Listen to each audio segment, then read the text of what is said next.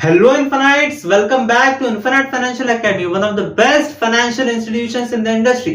So आज के इस वीडियो में हम बात करने वाले कि अगर आपको कोई भी स्टॉक खरीदना है किसी भी कंपनी का, तो वो स्टॉक खरीदने से पहले आपको 4 मेन फैक्टर्स चेक करने चाहिए जो कि बहुत ही इंपॉर्टेंट है। एंड आज के इस वीडियो में हम वही फैक्टर्स देखने वाले हैं, तो वीडियो को पूरा जरूर देखना। एंड अगर आपको वीडियो पसंद आए तो लाइक करना मत भूलना। साथ ही में अगर आपने इस चैनल को सब्सक्राइब नहीं किया है तो सब्सक्राइब कर लीजिए। इनफिनिट फाइनेंशियल एकेडमी एडविनपैक लैब्स प्राइवेट लिमिटेड का ऑफिशियल चैनल है जहां पे हर संडे फाइनेंस रिलेटेड कंटेंट आते रहते हैं, तो चैनल को सब्सक्राइब करना मत भूलना। आइए शुरू करते हैं वीडियो को। तो दोस्तों सबसे पहला फैक्टर एंड इंपॉर्टेंट फैक्टर है debt to equity ratio check करना। अब ये रेशियो क्या इंडिकेट करता है कि उस कंपनी का जितना भी कैपिटल है उस कैपिटल के मुकाबले उसने कितना डेट या लोन लेके रखा है। अपने कैपिटल से ज्यादा का लोन लिया हुआ है, उसका डेट टू इक्विटी रेशियो 1 से ज्यादा का होगा। एंड जिस भी कंपनी ने अपने कैपिटल से कम अमाउंट का लोन लिया हुआ है, डेट लिया हुआ है, तो उसका डेट टू इक्विटी रेशियो आएगा 1 से कम। तो मतलब ये है कहने का कि डेट टू इक्विटी रेशियो 1 से कम ही होना चाहिए। उसका मतलब ये होता है कि उस कंपनी ने अपने इन्वेस्टेड कैपिटल से कम अमाउंट का लोन लिया हुआ है। इसका मतलब है कि वो कम लोन से अपना बिजनेस चला रही है। एंड ये बहुत ही अच्छा इंडिकेशन है कि वो कंपनी काफी अच्छा प्रॉफिट्स कमा रही है। एंड दोस्तों सेकंड मोस्ट इंपॉर्टेंट फैक्टर है प्रमोटर्स होल्डिंग। प्रमोटर्स यानी ओनर्स कह सकते हो या फिर फाउंडर्स ऑफ दैट कंपनी। अब ये मिनिमम होना चाहिए 51% का प्रमोटर होल्डिंग, जो ये इंडिकेट करता है कि ज्यादा से ज्यादा शेयर्स कंपनी के ओनर्स के पास है, फाउंडर्स के पास है, ताकि वो डिसीजन मेकिंग जल्दी से जल्दी कर पाए।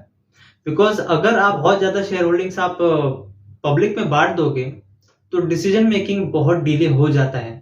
बिकॉज अलग अलग लोग अलग अलग ओपिनियंस देंगे। बिकॉज शेयर होल्डर्स के पास, इक्विटी शेयर होल्डर्स के पास वोटिंग राइट्स होते हैं, तो वो अपना ओपिनियंस तो देंगे। तो अब कोई भी डिसीजन लेना होगा तो सबके ओपिनियंस लेने पड़ेंगे, तो उसमें बहुत ज्यादा टाइम लगता है। इसीलिए जितना ज्यादा होल्डिंग्स प्रमोटर्स के पास होगा उतना अच्छा है। यानी कि कम लोगों के पास डिसीजन मेकिंग पावर होगी कि वो जल्दी से जल्दी डिसीजन ले पाए अपनी कंपनी के लिए। एंड दोस्तों थर्ड चीज आपको चेक करनी चाहिए ऑपरेटिंग प्रॉफिट।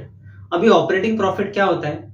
ऑपरेटिंग प्रॉफिट वो होता है जो आपके रेवेन्यू में से एक्सपेंडिचर माइनस होके, यानी कि खर्चे माइनस होके जब जो प्रॉफिट आता है वो आपका रियल में प्रॉफिट होता है। यानी कि आपने जितने भी सेल्स किए उसमें आपका जितना भी खर्चा हुआ है, सैलरी हो गई या फिर जो कुछ भी खर्चा हुआ है, वो माइनस कर दोगे तब आपको ऑपरेटिंग प्रॉफिट आता है। यानी कि प्योर आपका प्रॉफिट जो आपने कमाया है। एंड उसके बाद उसमें से फिर टैक्सेस एंड डिस्काउंट्स एंड और भी बहुत सारे खर्चे होते हैं जो माइनस होते हैं। इसके बाद जाके आपको नेट प्रॉफिट आता है, जो कि बहुत कम हो जाता है सब माइनस करने के बाद। तो वो चीज आपको चेक करनी है। अब यहाँ पे ऐसी चीज नहीं है कि इतना मिनिमम प्रॉफिट तो होना ही चाहिए, बट एक चीज नोटिस करने लायक होनी चाहिए कि हर साल वो ऑपरेटिंग प्रॉफिट 10% से इंक्रीज होना चाहिए। अगर वो नहीं हो रहा है तो मतलब बिजनेस अच्छे से नहीं चल रहा है, या फिर वो जो सर्विस या फिर वो जो प्रोडक्ट बेच रहे हैं कंपनी वाले, उसकी डिमांड ज्यादा नहीं है मार्केट में, या फिर वो ग्रो नहीं कर पा रहे हैं मार्केट में। एंड दोस्तों फोर्थ चीज है ROC, return on capital employed. यानी कि जितना भी आपने कैपिटल या फिर इन्वेस्टेबल अमाउंट लगाया है, लोन से उठाया हो या फिर आपने खुद का अपना पैसा लगाया हो, उस दोनों दोनों अमाउंट से आपने जितना भी पैसा बनाया है वो होता है आपका आरओसीई, यानी कि रिटर्न ऑन कैपिटल एम्प्लॉयड। आपने जितना भी पैसा लगाया उस बिजनेस में, उसमें से आपने कितना कमाया, जो कि मिनिमम होना चाहिए 15%। यानी कि फॉर एग्जाम्पल अगर आपने 100 रुपए लगाए किसी बिजनेस में, जिसमें से 50 रुपए आपने अपने खुद के लगाए एंड 50 रुपए आपने लोन लिया है, तो उस 100 रुपए से आपने 15 रुपए बनाए, तो उसका आरओसी आपका कितना हो गया? 15%। यानी कि 15% मिनिमम आरओसी होना चाहिए किसी भी कंपनी का, जिसको भी आप एनालाइज करते हैं। तो मिनिमम 15% होना चाहिए। एंड ये ईयर ऑन ईयर ग्रोथ होनी चाहिए 15% की। इससे इंडिकेट होता है कि प्रॉफिट्स बढ़ते जा रहे हैं उस कंपनी का फ्यूचर अच्छा होने वाला है, आपको ये पता चलता है। एंड अब हम कुछ कंपनीज देखने वाले हैं जिसमें हम ये चारों फैक्टर्स देखने वाले हैं। तो आइए स्क्रीन पे चलते हैं। तो दोस्तों हम आ चुके हैं अब टिकर फिनोलॉजी पे, जहाँ पे मैंने नेस्ले इंडिया को खोल के ही रखा है जस्ट अभी। एंड यहाँ पे आप कंपनी एसेंशियल्स में देख सकते हैं। अब हम चारों जो चीज़ें हमने सीखी हैं वो यहाँ पे देखेंगे प्रैक्टिकली कि कैसे वो चीज़ें देखी जाती हैं। तो सबसे पहले यहाँ पे आपको प्रमोटर होल्डिंग देखनी है, जो कि 62.76% है। तो काफी ज्यादा है। 51% तो मिनिमम होता है। यानी कि इस कंपनी की प्रमोटर होल्डिंग, यानी कि जो ओनर्स है इस कंपनी के, उनके पास ही 60% है। तो डिसीजन मेकिंग पावर ज्यादा उनके पास है। एंड 40% जो है उन्होंने मार्केट में दिया हुआ है, जो शेयर होल्डर्स हैं इनके, उनको दिया हुआ है। एंड आरओसी ही आप यहाँ पे देख सकते हैं, मिनिमम 15% होना चाहिए। एंड यहाँ पे 152% है। यानी कि इन्होंने जितना भी कैपिटल लगाया अपने बिजनेस में, उससे 152% प्रॉफिट कमाया है। तो ये तो बहुत ही ज्यादा अच्छा है। एंड यहाँ पे आप प्रॉफिट ग्रोथ भी देख पा रहे हैं, 12.85% की प्रॉफिट ग्रोथ है। एंड डेट यहाँ पे आप देख सकते हैं 30 करोड़ का डेट है। तो काफी कम डेट है, इतना ज्यादा डेट है नहीं। एंड अब यहाँ पे नीचे चलते हैं, कुछ और पैरामीटर्स देख लेते हैं। यहाँ पे भी आप देख सकते हैं आरओसी 124% है। 5 ईयर तक का चार्ट आपको दिया गया है।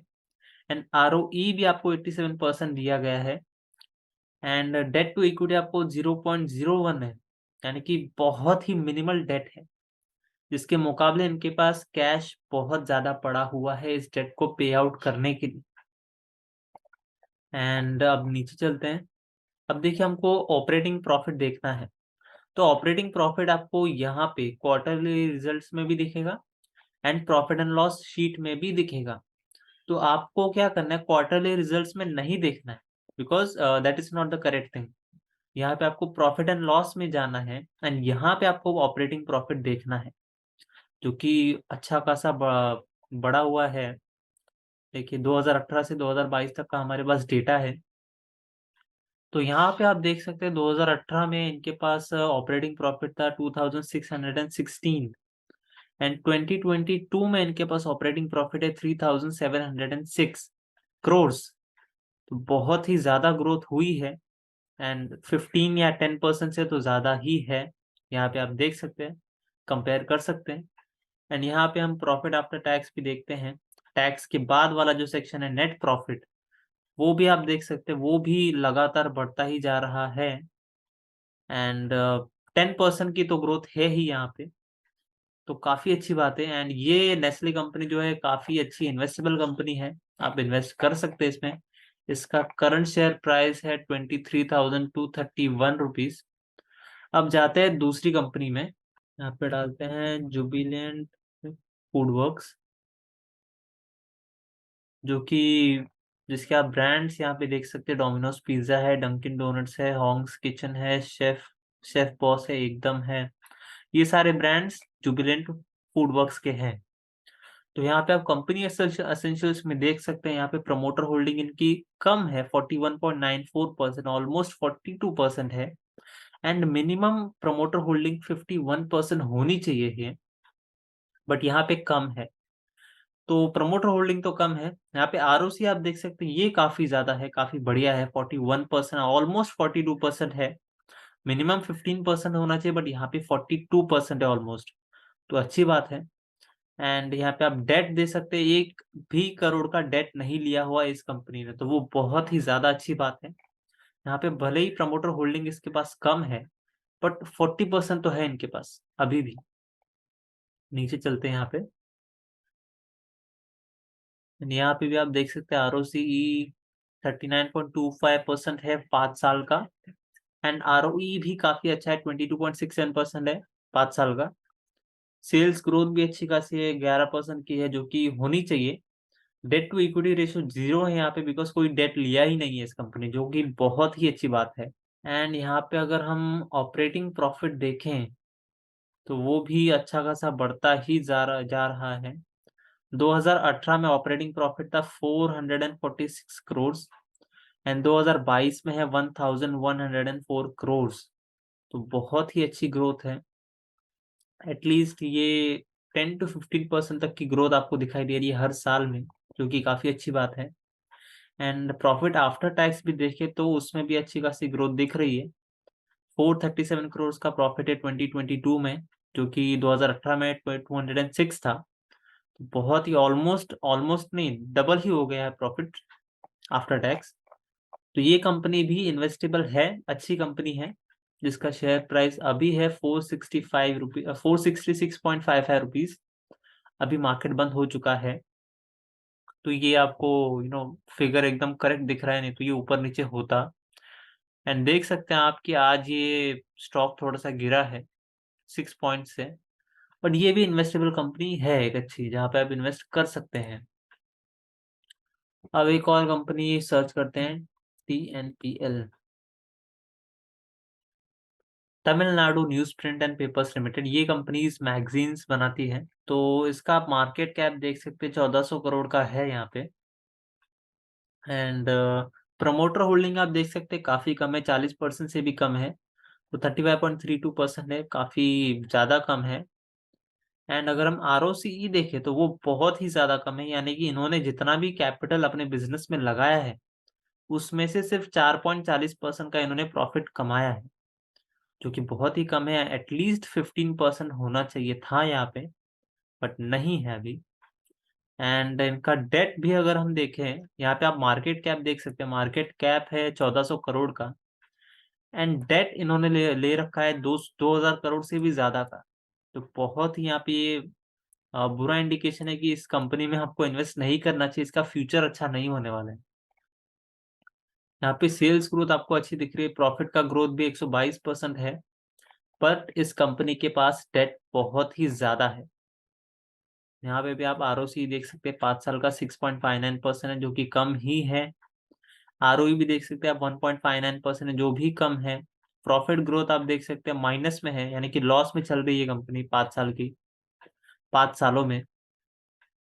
एंड सेल्स ग्रोथ आप देख सकते हैं थोड़ी बहुत है यहाँ पे 5 सालों की। डेट टू इक्विटी रेशो आप देख सकते हैं 1.4 है, यानी कि इन्होंने अपने कैपिटल से भी ज्यादा डेट ले रखा है। तो वो एक बहुत ही बुरी चीज है किसी भी कंपनी के लिए, क्योंकि उनके पास कैश ही नहीं बचता है डेट को पे करने के लिए। अब यहाँ पे आप ऑपरेटिंग प्रॉफिट भी देख सकते हैं, आप 2018 में देखेंगे 404 करोड़ है, 2022 में देखें तो 358 करोड़। तो ये भी हर साल घटता ही गया है, कुछ साल बीच में बढ़ा था, फिर घटना शुरू हुआ है। तो ऑपरेटिंग प्रॉफिट भी कम होते जा रहा है इस कंपनी का। एंड यहाँ पे प्रॉफिट आफ्टर टैक्स अगर हम देखें तो वो भी कम होते जा रहा है। 2021 में तो यहाँ पे लॉस था इनको 33 करोड़ का, एंड 2022 में 7 करोड़ का प्रॉफिट है, ऑपरेटिंग प्रॉफिट, नेट प्रॉफिट। तो ये कंपनी मैं कहूंगा यहाँ पे इन्वेस्टेबल नहीं है, बिकॉज इसके पास डेट बहुत ज्यादा है, प्रमोटर होल्डिंग भी कम है, एंड साथ में आप ROCE भी देख सकते हैं बहुत ही कम है। इनका प्रॉफिट आफ्टर टैक्स भी हर साल कम होता जा रहा है, एंड इसका प्राइस भी आज 1.30 पॉइंट्स गिरा हुआ है, 209 रुपए पे चल रहा है ये अभी। तो ये एक इन्वेस्टेबल कंपनी नहीं है, आप समझ सकते हैं। प्रोमोटर होल्डिंग बहुत ही कम है, उनके पास डिसीजन मेकिंग पावर भी बहुत कम बची है अपने उनके पास। एंड डेट यहाँ पे आप देख सकते हैं, ये सबसे बड़ा फैक्टर है, बिकॉज डेट 2000 करोड़ से भी ज्यादा का है, एंड इनका टोटल मार्केट कैप ही 1400 करोड़ का है। तो इनके पास पैसे ही नहीं बचते हैं डेट पे करने के लिए, एंड इनका ग्रोथ भी नहीं है। ROCE 4.40% है, प्रॉफिट ग्रोथ तो दिख रहा है, बट बैलेंस शीट में वो चीज दिख नहीं रही है। Sorry, profit and loss statement में वो चीज दिख ही नहीं रही है, वो प्रॉफिट्स हर साल घटता ही जा रहा है। तो ये company Tamil Nadu news print and papers limited investable नहीं है एज पर 4 फैक्टर्स।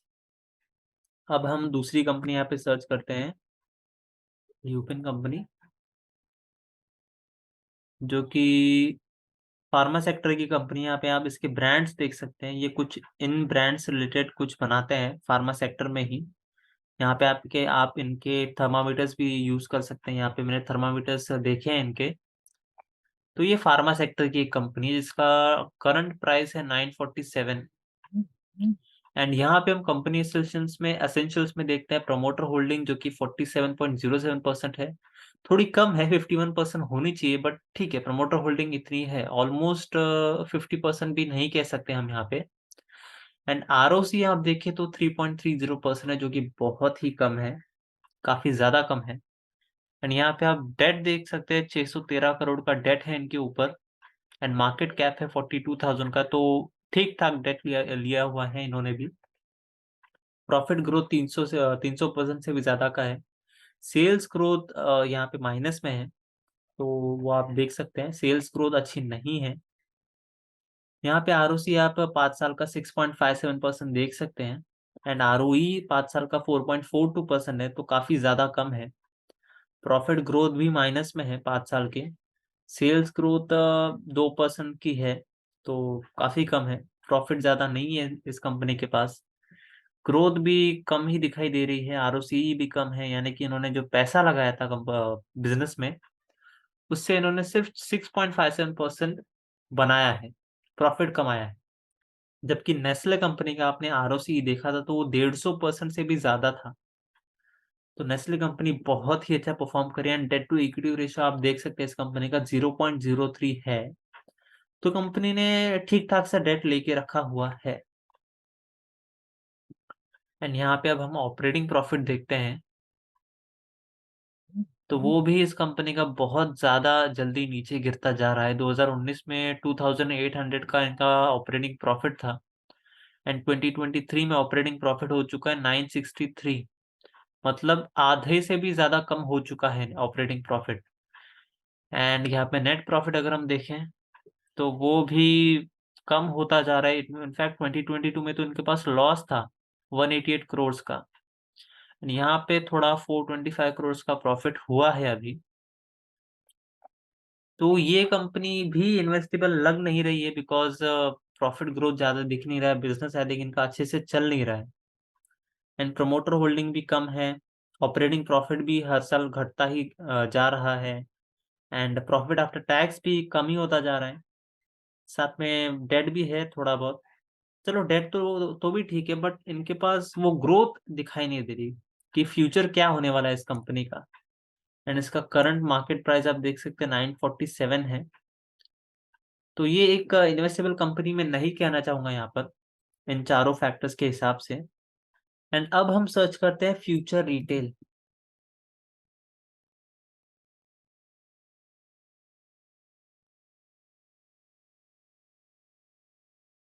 अब यहाँ पे आप देख सकते हैं, यहाँ इसके ब्रांड्स है बिग बाज़ार, इज़ी डे क्लब, ये सारे ग्रोसरीज़ के बहुत बड़े-बड़े इनके मॉल्स हैं। बिग बाज़ार आपने सुना ही होगा, ये भी इसी कंपनी का है।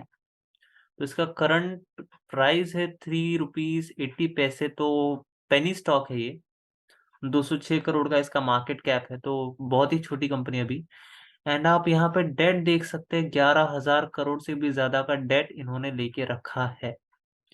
तो डेट टू इक्विटी रेशियो तो इनका आई थिंक 2 से भी ज़्यादा होगा, तो बहुत ज़्यादा डेट है इनके पास। प्रमोटर होल्डिंग भी कुछ 15% भी नहीं बची है, 14.31% है, तो बहुत ही ज़्यादा कम है। एंड आरओसीई आप देख सकते हैं यहाँ पे माइनस में है, यानी कि इनको लॉस हो रहा है, प्रॉफिट हो ही नहीं रहा। आप आरओई भी देखेंगे तो -136% है। आप आरओसी 15% मिनिमम होना चाहिए, यहाँ पे -13% है। प्रॉफिट ग्रोथ भी माइनस में है, सेल्स ग्रोथ भी माइनस में है। तो ये कंपनी, इसका फ्यूचर तो कुछ दिख नहीं रहा है, फिर भी नीचे चलते हैं, हम देखते हैं इसका क्या फ्यूचर हो सकता है। आरओसी आप देख सकते हैं 5 साल का 8.66% है, जो कि कम ही है एक्चुअल में। 15% तो भी होना चाहिए एंड आरओई तो माइनस में ही दिखा रहा है यहाँ पर भी। प्रॉफिट ग्रोथ भी माइनस में है 391% से भी ज़्यादा। सेल्स ग्रोथ भी माइनस में है। डेट टू इक्विटी रेशियो आप देख सकते हैं यहाँ पे 9.58 का है, तो डेट तो बहुत ही ज़्यादा है एंड उसके मुकाबले इनके पास प्रॉफिट्स कुछ भी नहीं बचे हैं। अब चलते हैं, इसका ऑपरेटिंग प्रॉफिट भी देख लेते हैं एक बार। ऑपरेटिंग प्रॉफिट आप देखेंगे तो वो भी माइनस में है, 2021 के हिसाब से -540 करोड़ है, जो कि 2017 में एटलीस्ट 650 करोड़ तो था। 2020 तक भी वो 2000 करोड़ तक पहुँच गया था, बट उसके बाद उनको लॉस हुआ है बहुत ही ज़्यादा, आई थिंक लॉकडाउन की वजह से उनको हुआ होगा लॉस। एंड यहाँ पे प्रॉफिट आफ्टर टैक्स भी आप देखेंगे तो यहाँ पे बहुत ही ज़्यादा बड़ा लॉस है। 2021 के हिसाब से 3180 करोड़ का लॉस है एंड इन्होंने डेट भी बहुत ज़्यादा लेके रखा है। इसकी वजह से ही इसका प्राइस जो है वो बहुत ज्यादा नीचे गिर गया है। जैसे कि आप देख सकते 3 रुपए का इसका प्राइस है, जो कि आज 0.15 रुपीज 0.15 पॉइंट्स ऊपर आया है। तो बहुत ही आप समझ सकते हैं, ये तो बहुत ही खराब कंपनी है, इसमें तो आपको इन्वेस्ट करना ही नहीं चाहिए, इसका कोई फ्यूचर ही नहीं हो सकता अभी। हालाँकि अगर इसका प्रॉफिट ग्रोथ या फिर सेल्स कुछ बढ़ जाए, तो इसका कुछ हो सकता है, वरना तो बहुत ही बुरी कंपनी, आपको इन्वेस्ट करना ही नहीं चाहिए। सिर्फ़ ₹3 का है इसलिए आपको तो इन्वेस्ट बिल्कुल नहीं करना चाहिए। ये और भी गिर सकता है। एंड अब हमें एक और कंपनी भी देख लेते हैं।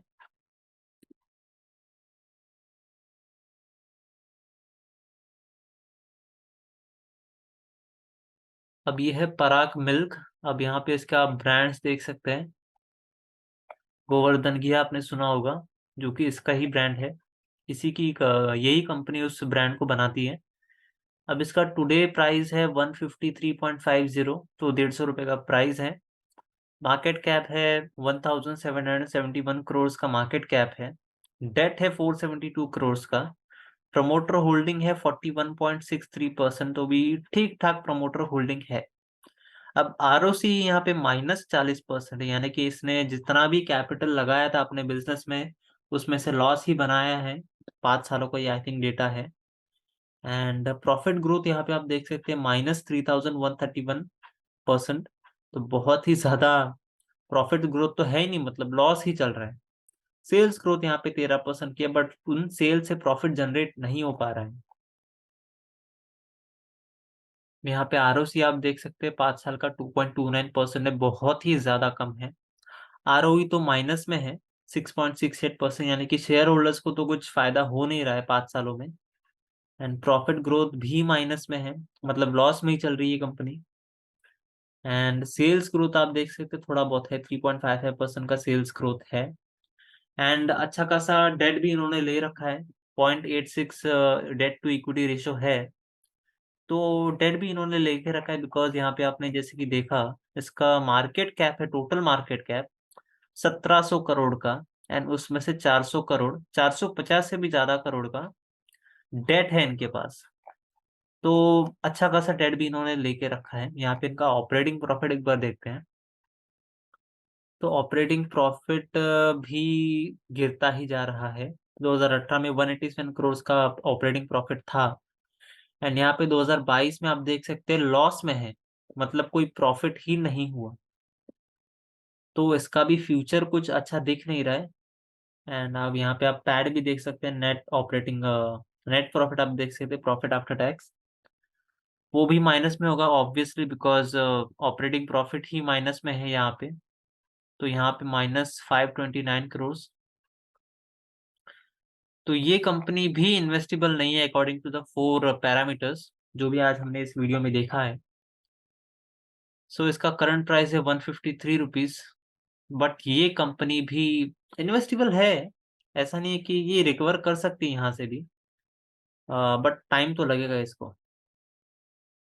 बिकॉज आप देख सकते हैं 5 साल का आरओई इसका 2.29% है, ROCE sorry, ROCE 2.29%, interest cover ratio 10.101 rupees % है। आपने आई थिंक अगर आप हमको फॉलो करते होंगे इंस्टा एंड यूट्यूब पे, तो आपको इंटरेस्ट कवरेज रेशो आपको पता होगा। एंड यहाँ पे price to cash flow ratio भी 12.11 माइनस में है। तो ये भी कंपनी इन्वेस्टेबल नहीं है बिकॉज लॉसेस बना रही है अभी, प्रॉफिट्स अच्छे बना नहीं पा रही है। प्रॉफिट ग्रोथ आप देख सकते हैं -3000 करोड़ है। सो ये कंपनी भी इन्वेस्टेबल नहीं है अकॉर्डिंग टू द 4 पैरामीटर्स।